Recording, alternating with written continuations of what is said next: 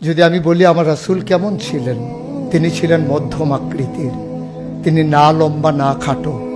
তিনি কখনো বা যখন হাজারো মানুষের সামনে দাঁড়াতেন, বিদায় হজের সময়ে 1,40,000 সাহাবা যখন ময়দানে, তিনি যখন আস্তে করে উঠে দাঁড়ালেন, ওনার চাইতে অনেক লম্বা লম্বা মানুষ থাকার পরেও অবাক বিস্ময়ে সবাই তাকিয়ে দেখলো সবার উপর দিয়ে যে মানুষটির মাথা মুবারক দেখা যায়, তিনি নবী মুহাম্মদুর রাসূলুল্লাহ সাল্লাল্লাহু আলাইহি ওয়াসাল্লাম।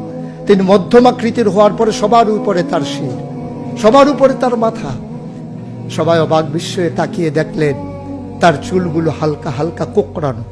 তিনি কখনো বা যখন চুলের ভিতরে তৈল দিয়ে আছড়াতেন, অবাক বিস্ময়ে মানুষ তাকিয়ে দেখতেন, মনে হতো চুলের মাঝে যেন মৃদুমন্দ ঢেউ দেখা যায়। তার কপালটা ছিল চওড়া শুভ্র, তার চোখের ভ্রুগুলো ছিল ধনুকের মতো বাঁকা, তার চোখগুলো ছিল টানা টানা ভাসা ভাসা, তার চোখের পাতাগুলো ছিল গোলাপের পাপড়ির মতো। তিনি কখনো বা যখন চোখের পলক ফেলতেন, অবাক বিস্ময়ে মানুষ তাকিয়ে দেখতেন, মনে হতো মৃদুমন্দ বাতাসে গোলাপ পাপড়ি দোল খাচ্ছে। তার চোখের সাদা অংশ ছিল রক্তিমাভ সাদা, কালো অংশ ছিল তার কৃষ্ণ কালো।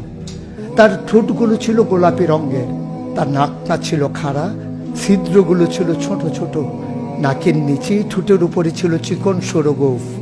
তিনি কখনো বা যখন মুচকি হাসতেন, তার গোলাপি রঙের ঠোঁট দুটো যখন একটু ফাঁক হয়ে যেত আর দাঁতগুলো যখন বের হয়ে যেত, মানুষ অবাক বিস্ময়ে খুঁজত কোথাও যেন বিজলি চমকিয়েছে। তিনি যখন প্রচন্ড গরমের মাঝে ঘেমে সিক্ত হতেন, কপালে তার মুক্তার দানার মতো ঘাম জমে যেত। তিনি যখন দৌড়ে দৌড়ে তার বিবিদের ঘরে যেতেন, আমাদের মায়েদের ঘরে, আল্লাহ রাসূল সাল্লাল্লাহু আলাইহি সাল্লাম ঘরে ঢোকার পরে মায়েরা দেখতেন কপালের মাঝে মুক্তার দানার মতো বিন্দু বিন্দু ঘাম।